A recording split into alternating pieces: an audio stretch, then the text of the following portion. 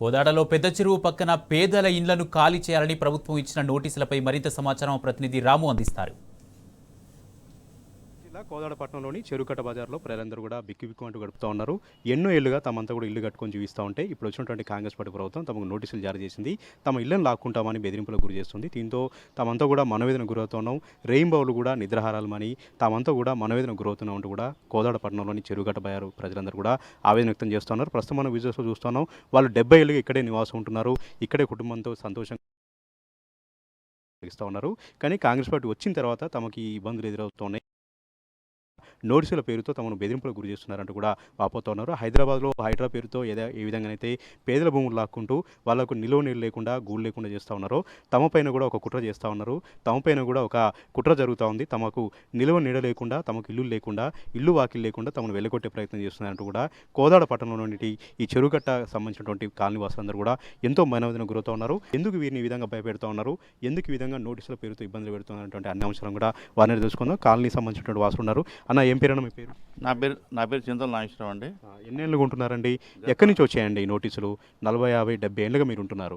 ఇప్పుడు సడన్గా గాల్లో నుంచి వచ్చినట్టుగా, ఎక్కడి నుంచో వచ్చినట్టుగా కుట్రపూరితంగా మీకు పంపించినట్టుగా తెలుస్తూ ఉంది. ఎట్లా పోరాటం చేస్తారు? గత 20 సంవత్సరాల క్రితం కాంగ్రెస్ ప్రభుత్వం ఉన్నప్పుడు నోటీసులు వచ్చినాయి. ఇప్పుడు మళ్ళీ కాంగ్రెస్ గవర్నమెంట్ వచ్చిన తర్వాత మళ్ళీ నోటీసులు వచ్చినాయి. గ్రీన్ ట్రిబ్యునల్ అని చెప్పేసి అని చెన్నై హైకోర్టు నుంచి ఇచ్చిన అని చెప్పేసి అన్నారు. ఇక్కడున్న ఎమ్మెల్యేకి తెలియకుండా, అధికారులకు తెలియకుండా, మినిస్టర్ గారికి తెలియకుండా నోటీసులు ఇస్తారా? చెప్పండి. 60 ఏళ్ళ నుంచి ఉంటున్నారు. శాశ్వత పరిష్కారం ఏమైనా ఉంటే చూపించి కట్టించి పంపిస్తే పోతాం. కానీ ఇప్పుడు ఉన్న పలంగా పోమంటే ఎక్కడికి పోతారు, ఎట్లా బతుకుతారు, ఎక్కడ కట్టుకోవాలి చెప్పండి. ఇప్పుడు ఇంటి పన్ను కడుతున్నాం, కరెంటు బిల్లు కడుతున్నాం, పంపు బిల్లు కడుతున్నాం, అన్నీ కడుతూనే ఉన్నాం. మరి ఎట్లా? ఇప్పుడు పర్మిషన్ ఇచ్చిందే మీరు, ఇంటి నెంబర్ ఇచ్చిందే మీరు, ఓట్లకు వచ్చినప్పుడు ఓట్లు తీసుకునేదే మీరు. ఓట్ల కోసం అయితే వచ్చి ఓట్లు అడుక్కుంటారు. ఇప్పుడేమో నోటీసులు ఇస్తారు. ఈ రకంగా ఎక్కడికి పోవాలి వీళ్ళు, ఎట్లా బతకాలి? ఇప్పుడు మేము 70 సంవత్సరాలు అండి ఉండబట్టే. 70 సంవత్సరాలు ఈ రోడ్డు లేదు, కరెంట్ లేదు. ఏనారండి ఫస్ట్లో రోడ్డు లేదు, కరెంట్ లేదు. అట్లా మామూలుగా ఇల్లు వేసుకొని 70 సంవత్సరాలు ఉంటున్నాం. ఇక తర్వాత ఫస్ట్ రోడ్డు వచ్చింది, తర్వాత కరెంటు ఈ కరెంట్ వచ్చింది. చిన్మాల బాబు ఒక పైపు కరెంటు పోర్లు వేసిండు, రోడ్డు లెవెల్ చేయించిండు. విన్నారా? తర్వాత మళ్ళా గొల్లమల్లయ్య గారు వచ్చినాక సిసి రోడ్డు పడ్డది. మళ్ళా ఇది బ్రిడ్జి పడ్డది, పంపులు పడ్డాయి, ఇంటి పన్ను పడ్డది. ఇన్ని రోజుల మంచి లేనిది ఒకసారి ఇట్లే వస్తే హైదరాబాద్ పోయి ఇండిషన్ ఆర్డర్ తెచ్చినాం, అట్లా ఆగిపోయినాయి. మరి ఈరోజు మళ్ళీ 20 సంవత్సరాల తర్వాత ఈరోజు వచ్చింది. అంటే మిమ్మల్ని భయపెట్టాలని చూస్తున్నారా? అదే అనుకుంటున్నాం మేము అదే అనుకుంటున్నాం. భయపడేది ఏముందండి? మాకేమన్నా దారాన్ని చూపించాలా? మమ్మల్ని చూపించి మమ్మల్ని లేమంటే లేస్తాం. ఈ పక్కా ఇల్లు కట్టినాం కదండి. ఇల్లు చూడండి, ఆ కుటుంబ సభ్యులు, పిల్ల జల్ల 4 రోజులు, 20 రోజుల మంచి అల్లకోలాలంగా ఉంది. గొల్లమల్ల యాదవ్ గారు వచ్చిండు, కొంచెం మాట్లాడిండు, నాసరావు గారు మాట్లాడిండు, నవీన్ మాట్లాడారు. కానీ ఎమ్మెల్యే గారు ఈడికి వచ్చి అమ్మ కొద్ది చూద్దురా తల్లి, లోనకి వచ్చి మా బతుకులు చూద్దురా అంటే నా తలకాయ నొప్పి లేస్తుందయ్యా, ఇప్పుడు రాలేను పోండి ఆడికి. మాకు ఇల్లు వెనక్కి తీసుకోవాలండి పక్క. మరి మమ్మల్ని ఇట్నే భయపెట్టేస్తున్నారు. మేము ఎటు వెళ్ళాలి సార్? మేము మాకు తెచ్చుకుంటే తిన్నట్టు లేకపోతే సారు అంతే. మరి పిల్ల జల మేము ఎటు వెళ్ళాలా? మేము ఎక్కడికి వెళ్ళాలి? ఇన్ని నోటీసులు మమ్మల్ని పంపిస్తే మా పిల్లగాలు మేము ఎక్కడికి వెళ్ళాలా? 70 సంవత్సరాల నుంచి మేము ఇక్కడ ఉంటున్నాం. మమ్మల్ని ఆందోళనకి చేస్తారు.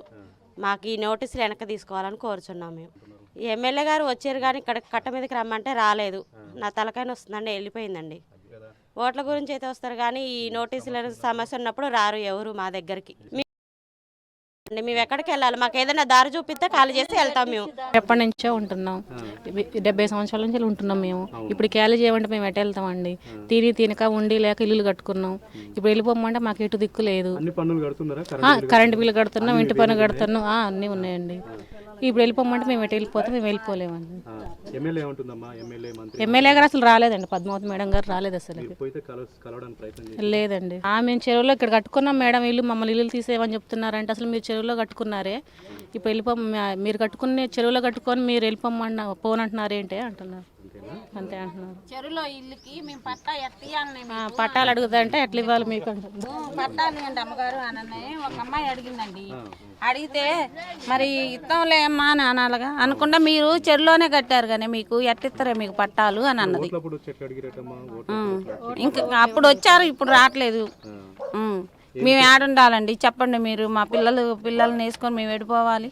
ఏం డిమాండ్ చేస్తారమ్మా మీరు? ఇక మేము పోము, ఇక్కడే ఉంటాం.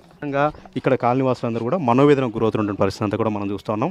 70 ఏళ్ళుగా మేమంతా కూడా అష్ట కష్టాలు పడి ఇక్కడ కుటుంబ సభ్యులతో జీవనం కొనసాగిస్తూ ఉన్నాం. తామంతా కూడా కాయకష్టం చేసి ఇల్లులు కట్టుకున్నాం. ఇప్పుడు వచ్చినటువంటి మాయదారి కాంగ్రెస్ పార్టీ ప్రభుత్వం తమకు నోటీసులు ఇచ్చింది, తమను వెళ్ళగొట్టే ప్రయత్నం చేస్తోంది, ఒక కుట్ర చేస్తూ ఉంది. 70 ఏళ్ళుగా ఇక్కడే జీవనం చేస్తూ ఉన్నాం. ఎలక్షన్లప్పుడు మా వద్దకు వస్తారు, ఓట్లు అడుగుతారు, అన్ని రకాలుగా పనులు కడుతూ ఉన్నాం, అన్ని రకాలుగా హక్కులు కూడా మేము కల్పించుకున్నాం. ఇప్పుడు సడన్గా మమ్మల్ని అందరినీ కూడా ఖాళీ చేయమంటే తామంతా కూడా ఎటు వెళ్ళాలంటూ కూడా ఈ చెరువు సంబంధించినటువంటి కాలనీవాసులందరూ కూడా మనోవేదన గురవుతూ ఎంతగానో మదన పడుతూ ఉన్నారు. ఇప్పటికైనా సరే కాంగ్రెస్ పార్టీ ప్రభుత్వం బుద్ధి తెచ్చుకొని ఈ నోటీసుని వెనుక తీసుకోవాలి, మరొకసారి తమను ఇబ్బంది పెట్టే కుట్ర చేయకుండా తమతో కలిసి ఉండాలంటూ కూడా వాళ్ళందరూ డిమాండ్ చేస్తున్నారు. లేదంటే ఎంతకైనా పోరాటం చేస్తామంటూ కూడా చెరువు ఉన్నారు. కెమెరా పర్సన్ వెంకట్తో రామ్ టీవీ కోదాడ.